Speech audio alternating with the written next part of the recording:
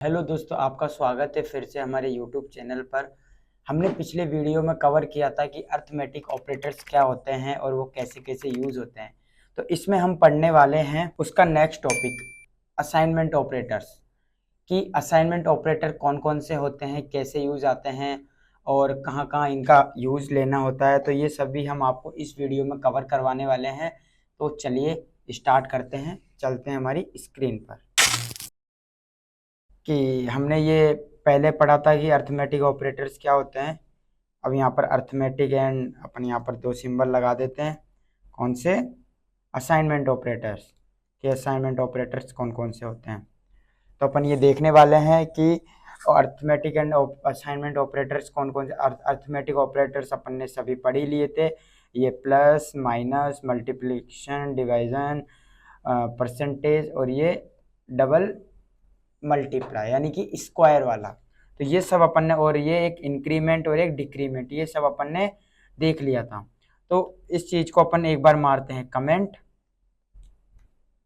अब अपन स्टार्ट करते हैं असाइनमेंट ऑपरेटर। देखो असाइनमेंट ऑपरेटर क्या होता है कि इसके नाम से ही समझ में आ रहा होगा, असाइनमेंट यानी असाइन करना। तो आप किसी को कोई चीज असाइन करते हो, यानी कि आपने पहले कोई वेरिएबल डिक्लेयर किया, डिक्लेयर करने के बाद मतलब डिक्लेयर आपने किया तो उसको आपने वो वैल्यू असाइन कर दी।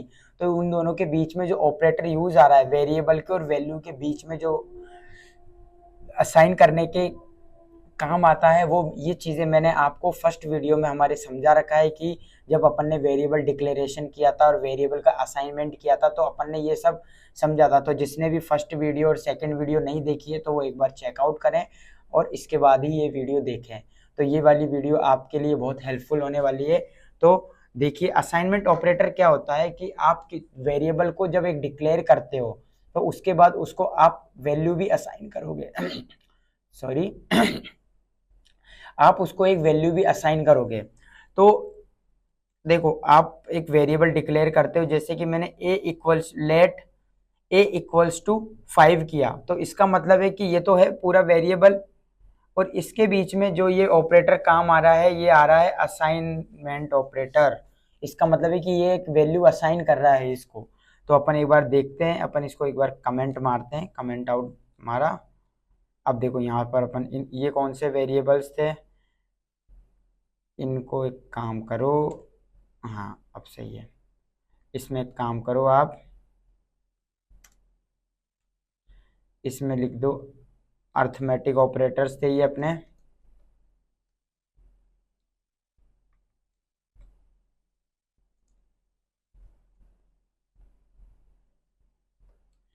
और इधर है अपने, अब अपन पढ़ने वाले हैं क्या?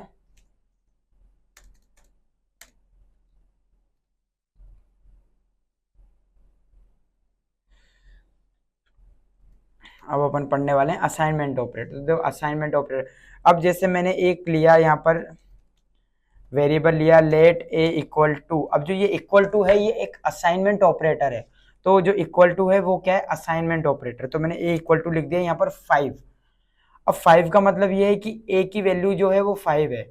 अब मैं यहाँ पर इसकी वैल्यू चेंज, अब मैं यहाँ पर कंसोल करता हूँ तो ये चीज़ सबको पता है कि यहाँ पर 5 ही आने वाली है, लेकिन फिर भी एक बार आप चेक कर लो कि क्या आने वाला है। ये देखो 5 आ गई। ठीक है, अब आपको क्या करना है, यहाँ पर मैं यहाँ पर इसकी वैल्यू चेंज करना चाहता हूँ। मैं इसकी वैल्यू चेंज करना चाहता हूँ तो मैंने आपको फर्स्ट वीडियो में बताया था कि वेरिएबल का रीअसाइनमेंट कैसे करते हैं। तो आप यहाँ पर इसको कर दोगे a इक्वल्स टू, आपको लेट नहीं लिखना है। लेट लिखोगे तो इसका मतलब है कि आप एक न्यू वेरिएबल बना रहे हो। अपन को न्यू नहीं बनाना, अपन को उसकी वैल्यू चेंज करना है। तो इसका मतलब है कि आप यहाँ पर लिखोगे a इक्वल्स टू 10। अब आप यहाँ पर a की वैल्यू चेक करो तो यहाँ पर इसका मतलब हो गया कि 10। अब अपन ने इसकी वैल्यू चेंज कर दी तो इसकी वैल्यू चेंज हो गई। तो ये भी इसके बीच में जो ऑपरेटर काम आया वो भी एक इक्वल्स टू ऑपरेटर काम में आया। तो ये वाला ऑपरेटर अपन का क्लियर हो गया। अब अपन देखते हैं प्लस इक्वल टू क्या काम करता है। जैसे लेट ए इक्वल टू 5 है, तो लेट ए इक्वल टू 5, ये तो इक्वल टू ऑपरेटर काम में आया। अब मैं चाहता हूँ कि मैं इसके अंदर plus equal to operator use में लूँ। तो इसका मतलब होता है कि आप किसी भी वैल्यू को प्लस कर रहे हो उसमें, जैसे मैंने इसके अंदर लिखा 5, तो मैं इसके अंदर 10 ऐड करना चाहता हूँ, तो मैं क्या लिखूंगा यहाँ पर कि या तो मैं इसको ऐसे कर दूं, डायरेक्ट ही इसमें मैं प्लस ऑपरेटर यूज लेके इसके अंदर 10 कर दूं, तो यहाँ पर देखो 5 प्लस ये ऑटोमेटिक 15 आ गया। लेकिन अपन ऐसे नहीं लेंगे ना, अगर अपन को ऐसे ही करना है तो अपन डायरेक्ट ऐसे भी लिख देंगे, तो अपन को ऐसे नहीं करना, अपन को ऑपरेटर्स के यूज लेके करना है। तो यहाँ पर 5, अब मैं इसकी वैल्यू में 10 ऐड करना चाहता हूँ, तो मैं यहाँ लिखूंगा a equals plus equals to, यहाँ पर लिखूंगा 10।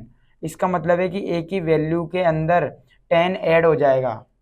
तो देखो कितना आ गया, अब a की वैल्यू कितनी आ गई, अपन ने a को कंसोल किया हुआ है, कितनी आ गई 5। इसका मतलब है कि a प्लस इक्वल्स टू मैंने अगर 10 किया तो ये a की वैल्यू में ऐड कर देगा।